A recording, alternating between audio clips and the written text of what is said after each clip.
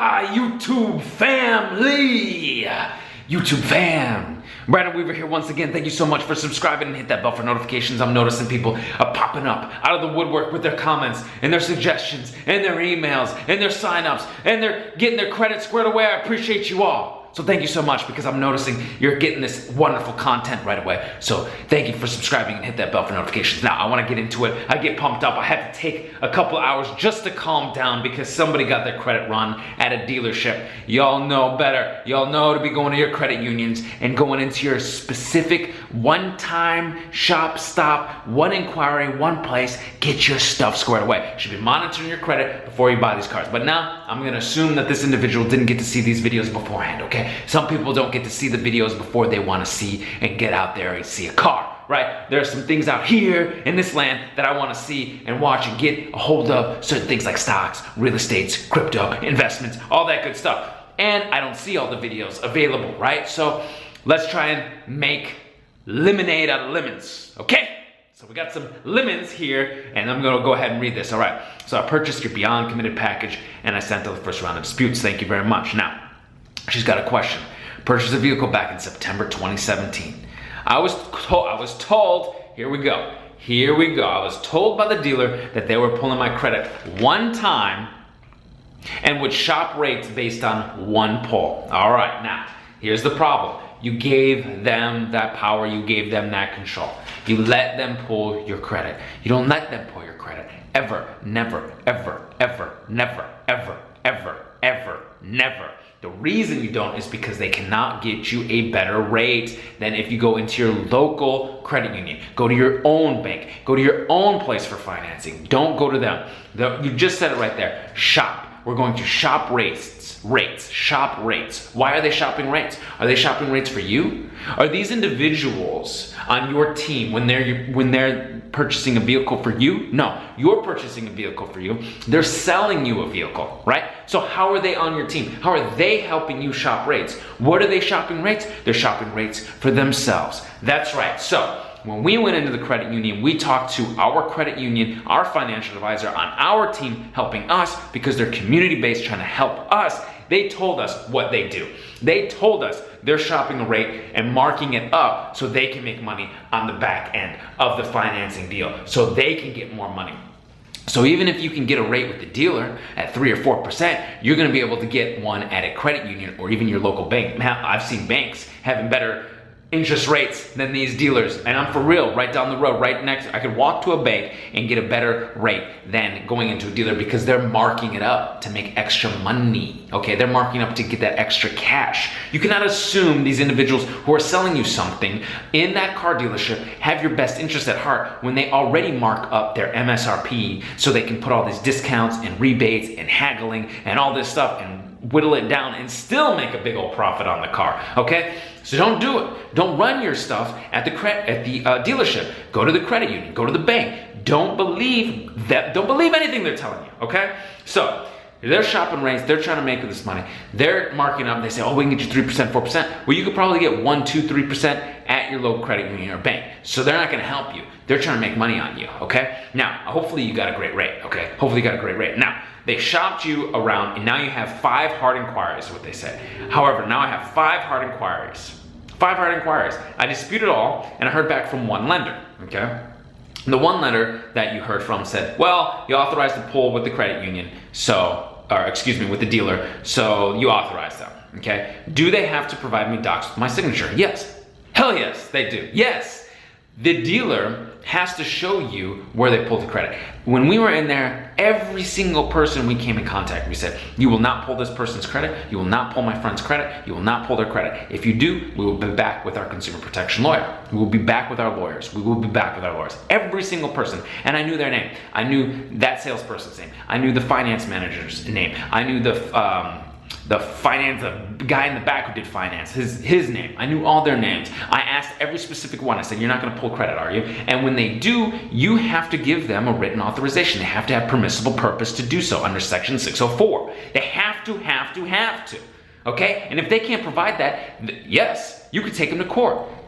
Okay, yes, you could get your lawyers on them. Yes, you could go to the Attorney General's office in your state. You can go to the CFPB, Better Business, FTC. Okay, you can go to all these places. They're all there for you. Now, don't just assume this one time, this one person, this one individual, this one lender who says, sorry, that's it. That's not it, okay? You've got rounds of letters, of inquiry letters in the Beyond Committed package. You've got rounds of collection letters. You have rounds of credit repair letters, the 609 letters. You have rounds of collection validation letters. You have rounds of check systems letters. So you're seeing that we don't just go with one person or one saying yes or no. We go with many rounds. We put pressure on them, okay? So what do you do now? Okay, what do? You send letters all to the lender. You send letters all to the credit bureaus. You dispute it. You call these lenders. You tell them what I'm saying right now. They said they were going to do one pull, and you have it in writing, or you need to know who your sales individual's name was, and you go down there into that dealership. Say you wrecked my credit with all these hard inquiries, 5 hard inquiries and one whatever, and one bureau, or all five inquiries on all 3, or 5 inquiries on 2, and that's a lot of inquiries. Okay. If you're having issues with that, just go down and be like, you said right here, you wrote to me, black and white, one pull.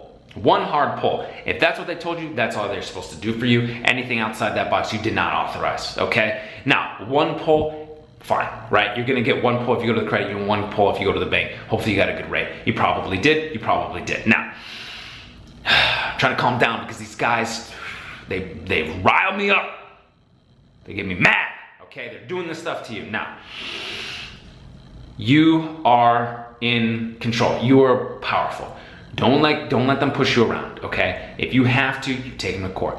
You don't play any games, and you keep sending the rounds of letters, because one person might say no, one person might say yeah, okay, and then this person says okay, and then finally they come off, okay? So stick with it. Now, the other question is, I have one collection item that was moved TransUnion, but now with Experian. What do you suggest? How do I dispute with Experian? Same deal. You have rounds of letters. Big thing is, if you have a collection, send collection validation letters. Push on their end, okay? Push on their end. Yes, some individuals will say, hey, you can grab the deletion from TransUnion, maybe you can show them. You would have to redact some of that other information that would show them other stuff on the other bureaus. So your next best bet is to send your next round of letters, okay? Send your next round of letters, send your next round of collection validation letters. You're gonna be all good, all right?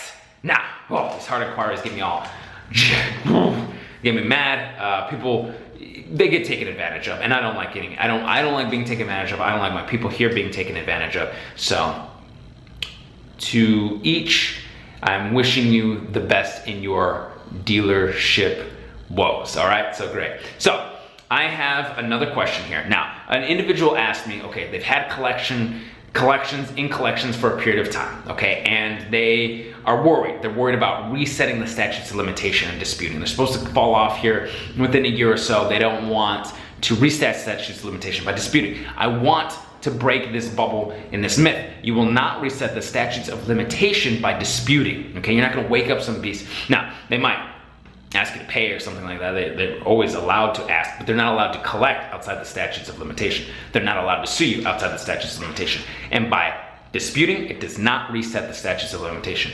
Only usually paying resets the statutes of limitation. Some states are a little bit stranger. Promising to pay can sometimes reset it in some states. I know here where I am, it's only if you pay will reset the statutes of limitation. So feel free to dispute regularly to get this negative stuff off. All right, now, and another individual who was able to, and this is what's great, they were able to call up their credit card company that they were in good standing with, and they were able to get a late payment removed from Chase Credit, okay? However, now they refunded the late payment. However, because they said they had to report accurately to the credit bureau, they were not able to adjust this one late payment on the credit bureaus.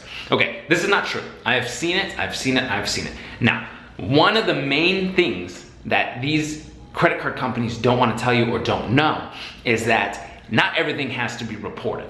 Everything has to be reported accurately, but not everything has to be reported. So they don't necessarily have to report. What? That's right. Not everything has to be reported. Just has to be 100% accurate. So they can put NR not reported or nothing there, and it will not hurt you. It will help you because the late payment isn't there. Now, I've seen it with my own 2 eyes. You can have updated late payments to positive. You can still dispute with credit bureaus unverified late payments, okay? You can send goodwill letters and say, you know what, if I was late, please show me the proof that I was late. If not, you need to update this to positive. okay? I've seen it. My partner has gone through that, has been able to do that.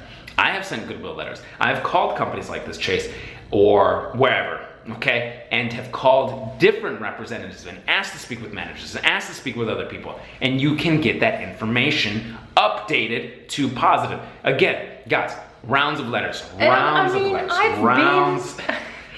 letters, guys. I've been to Goodwill. It's a really nice place. That's not what we're talking about. We're talking about Goodwill. Get out of here. Get out of here. Go hang out with the cameraman. Ain't nobody want to hear about no Goodwill. All right, Goodwill is actually, it's thrifty, guys. Let's stay thrifty, right? Living below our means, all right? So, rounds of letters, rounds of calls, rounds of stuff. I'm just guys, saying some people might be confused by the fact that nobody's Goodwill confused. Letters.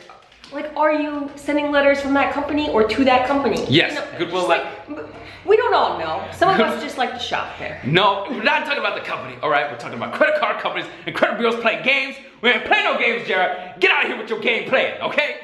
We send goodwill letters to the credit card companies to update your negative information to positive. All right, now. Okay, my point is, why are they called goodwill letters? They're called goodwill because you're asking for goodwill adjustments. Or, you know, goodwill, hey, out of goodwill, can you please update something? Goodwill from someone else, hey, you know, getting a donation. That's why it's called goodwill. That's why the company, and thank you for bringing that up, Jera. That's why the company is called Goodwill, because they're doing goodwill towards men, goodwill towards women. They're helping out and giving people information and education and jobs, and you're donating to them. That's the same concept of sending out a goodwill letter. You're asking for goodwill. I just want to say this video is not sponsored. Yeah, not sponsored. Not sponsored at all. All right, last question, then I'm gonna get out of here, all right? Last question, I'll let you go. Can removing an authorized user trade line help or can it hurt your credit? It just depends on where you are right now with your credit, okay? So if closing an account isn't gonna hurt you that much, I've closed an account here or there in the past and it really didn't hurt my credit that much, maybe 5 points or so, and then it went back up. It's kind of a similar situation if it's not the majority of your credit line, or it's not the majority of your credit history, it's not the majority, if it's a small sliver, it really won't hurt that much. If it is big, and is a very important trade line on there, an authorized user trade line, your authorized user is someone, and you take it off, it could. If it's got long history, it's got a lot of credit, and you don't have a lot of credit in your own name, it could.